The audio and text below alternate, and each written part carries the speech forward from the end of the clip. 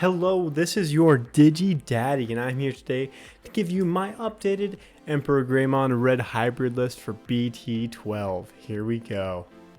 We're going to be starting today with 4 copies of Yokomon for our egg, and this is great just because it gives us a really awesome on-deletion effect of if you have a red tamer in play, draw 1. We are doing a lot of deletion within this deck, and so having an egg that helps with that is actually really great. Next, we are running 4 copies of the new Flamemon. This Flamemon right here has a great on-play effect where it's by trashing 1 Digimon with hybrid in its traits, draw 2, and then its inheritable is your turn. When this Digimon has hybrid or 10 warriors in its traits, it gets plus 2000 DP.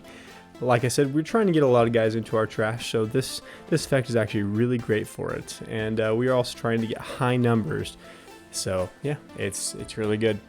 Next, we are going to be doing 4 copies of the BT7 Flamemon. This Flamemon specifically is a searcher. Reveal the top 4 cards, add 1 card with hybrid in its traits, Susanumon or Kuya Kanbara among them to your hand. So you will always get a hit within this deck except for your option cards and our level 7. And then on deletion, you may play 1 Kuya Kanbara from your hand without paying its memory cost. That it works really well with this deck.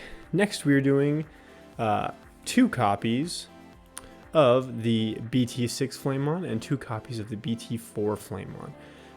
This Flamemon is a searcher, which gives us a hybrid and or 1 red tamer, and this one gives us piercing. We don't run too many more of these just because we already have other searchers, but also at the same time, this one, I don't know, they're not as great, and we need to cut some stuff somewhere. But having this amount of Flamemon in our deck is really good, and having that piercing and getting that piercing into our trash is actually really important for our high level plays. Next, so those are all of our hybrid rookies, but then we're doing this right here. I'm still working on these ratios, but we're doing 2 copies of Gunimon and then 1 copy of Bokomon. Gunimon, specifically on play, you may play 1 tamer with an inheritable effect from your hand without paying its memory cost, which is really good. And then when you are all turns, once per turn, when one of your Digimon with a tamer and its Digivolution cost is deleted, you may play 1 tamer from your trash without paying its memory cost. I think that's an effect a lot of people forget about, and so as we're going into our level 6, 7 plays and we have that tamer in hand, if this guy is out, then we can play him. And then Bokomon from BT7 gives us an on-play reveal 5 and add 1 card with hybrid or 10 warriors in its traits and 1 tamer among them to your hand. Place the rest at the bottom. And then your turn, once per turn, when one of your tamers digivolves, gain 2 memory. Really great, especially because sometimes we may not have all the memory we need, but it's kind of hard to run all these guys just because they only have 2000 DP, so they're not super strong, but at the same time, we really do like to have them in our deck. Really good searchers, really good for us. Next, we're running 4 copies of the new BT12 Gunimon. Really cool Digimon. Digivolve 1 from Burning Greymon, so we can do some kind of like slide Digivolution mechanics where it's like we can stack them upon each other for really cheap. And then it is we can Digivolve from Kuya as if the card is level 3 Digimon. And then on deletion, we can play 1 Flamemon from our hand without suspending it. And then its inheritable on deletion is you may play 1 Kuya Kanbara from your hand without paying its cost. This card is fantastic for our consistency. We really do mainly just focus on our champions, our level 4s, mainly because that's where a lot of our power comes from with our inheritables. And also, we are playing a lot of Takuya, and so that's basically our rookies within this deck. So we're on 4 copies of that. Next, we're going to do 4 copies of the new BT12 Burning Greymon. And it is a 1 Digivolution cost from a Gunimon or 3 on top of level 3. And then we can Digivolve this onto a Kuya Kanbara for the Digivolution cost of 2, which is great. And then when Digivolving, this Digimon gets plus 2000 DP. And then its inheritable is your turn. While this Digimon has hybrid or 10 warriors in its traits, gets plus 2000 DP. Really, this is actually kind of a boss monster, if you think about it. Let me just give you an example here. So this Takuya, the old Takuya, is when it has 10,000 DP or more, you get security attack +1. And so this guy, 6,000 plus 2,000 DP for Digivolving. Digivolve on top of Takuya. That puts us at 8,000. Then Takuya gives us 2,000. That puts us at 10,000 DP. Swing for 10,000 DP for security attack +1. So this guy, honestly, especially if we have an extra Gunimon under him, is really powerful, and we really can get some really great plays out of him just from being a level 4 boss monster right there. Next, we are going to be running 4 copies of the BT7 Burning Greymon. Fantastic card here. And so when digivolving, if there is a red tamer, you can digivolve for a cost of 2. And then when digivolving, if a card with hybrid or Kuya Kanbara in its traits, in its digivolution cards, delete one of your opponent's 4,000 DP or less. This card's really good at basically just, deleting floodgates, making it so we can stop those little guys from ruining our plays. And yeah, it can also digivolve for 1 off of a level 4, and so it's really good for those stacking plays. Next, we are going into our level 5s, and we are going to be doing 4 copies of the BT7 Audemon. Still a fantastic card. Basically, when it digivolves, if this has a tamer in its digivolution sources, you reduce the digivolution cost by 2. So that means it would digivolve just for 1. And then we get plus 4,000 DP if there's a hybrid in its traits in the digivolution sources. And then, on our turn, for the inheritable, while this Digimon has hybrid or 10 warriors in its traits, it doesn't activate security effects on option cards it checks. So this is just a delicate plan, basically, and it means that when we are attacking with our level 6s or highers, it just makes it so that things are really strong, and we don't have to get deleted from option cards. And then for our last level 5, I'm running 1 copy of the new Uldumon. Its effect is really cool. I'm not sure how well it plays into the deck specifically, mainly because we really just are trying to build up a cheap stack and attack and be as aggressive as possible. So this is hand main by placing 1 Gunimon and 1 Burning Greymon from your trash under one of your Kuya Kanbara in any order. Did you evolve it into this card as if that card were a level 4 Digimon for the digivolution cost, and then on deletion return 1 Kuya Kanbara from your trash to your hand. So it does work within itself, specifically getting the you'll have a Takuya, and then when it gets deleted, you're able to return that Takuya from your trash to your hand. So it does work really well. If you for some reason run out of level 4s, this is a good way to kind of warp Digivolve and then go up into your EmperorGreymon. So we're only running 1 copy right now. I kind of want to try running 2, but we'll see how it goes. Next, we're going to go into our level 6s. We're running 2 copies of EmperorGreymon. This card is fantastic. I love the art, but when digivolving, you have Blitz, and then your turn, once per turn. When this Digimon is blocked, unsuspend it, and gain 1 memory for each Digivolution card this Digimon has with hybrid in its traits. So really, it's awesome. And then if we do have that piercing inheritable, it's really great, just because it means that if we do get blocked, we still pierce, and then we gain that memory. And so if you have a full stack, you can get 3, 4, maybe even 5 or more memory, depending on how big your stack is. We're usually going to be digivolving into this guy through Takuya itself, and so we may not get just all that memory, but we do get a ton of memory from him. Next, we're going to be running 3 copies of the new EmperorGreymon.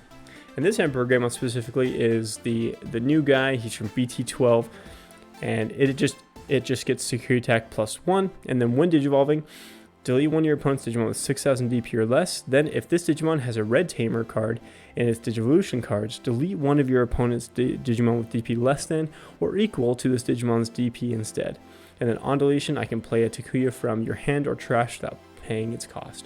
It digivolves for only 3, and yeah, we are going to be getting really, really high numbers with the inheritables from this card, and so we'll pretty much be able to delete anything out there, I think. Yeah, as long as you have at least, let's see, at least 15, 16, 17,000, you're going to be deleting pretty much everything. And our last Digimon is just going to be 1 copy of BT5 Blitz Omnimon. you guys know what it does. When Digivolving, you get Blitz. When Digivolving, unsuspend this Digimon. And then alt turns, I think this is something that people forget about a lot, but that's mainly because we use this as like a game ender type of thing. But alt turns, if an opponent's effect would delete this Digimon or return it to its owner's hand or deck, you may prevent it from leaving play by trashing a level 6 card in this card's Digivolution cards. Yeah, we usually just use this as a game ender, and it is really good to have, mainly because this deck and a lot of red decks in general are really good at just taking out security, but then they have a hard time getting to the finish. And so having something like this that can just help us finish up the game is really great. Next, we're going to be talking about our Kuya. We are running 4 copies of the BT7 Kuya Kanbara. And when security, play this card without paying its memory cost. And then main, so you may place 5 cards with hybrid in their traits from your trash under this tamer in any order to digivolve it into an EmperorGreymon in your hand for its digivolution cost, as if this tamer were a level 5 Digimon. And then the inheritable, get plus 2000 DP, and while this Digimon has 10,000 or more DP, it gains security attack plus 1. And so we run 4 of those, because with the new consistency and the options in this deck, it just gets even more support, and that inheritable becomes even better. It's also just a really good way to warp Digivolve into EmperorGreymon, especially if you need that early level 6. Next, we're doing 4 copies of the new BT12 Kuya. So, security, play this card without paying its memory cost, and then your turn, it sets your memory to 3, which is fantastic, because sometimes you don't have all the memory just because your enemies can choke you, but it's really good. So, his inheritable is, this Digimon gets plus 2000 DP. Really good. And then while this Digimon has 10,000 DP or more, it gains on your turn, once per turn. When this Digimon checks an opponent's security, gain 2 memory. So it really just is really great to make sure that we are able to attack the security and continue our turn. Maybe we attack the final security, and then with those extra 2 memory, we can hybrid for game. And that is just, yeah, it's really fantastic. Next, we're going into our option cards. We're going to be running 2 copies of Atomic Inferno. It cost 1, which is insane to me. But then main, one of your Digimon with hybrid in its form gets plus 3000 DP, security attack plus 1, and your turn, when this Digimon is blocked, gain 3 memory for the turn. That right there is just a fantastic effect, fantastic card. So if you, let's say you have the Burning Greymon, the new one, where you get plus 2000 DP on Digivolution, you have the Kuya, and then so you will get like 13,000 DP, security attack plus 1 for this, security attack plus 1 for Kuya. So you're getting, security attack plus 2, getting a ton of checks. But the thing that I really love about this card that is more than just a really good for hybrids is that the security effect.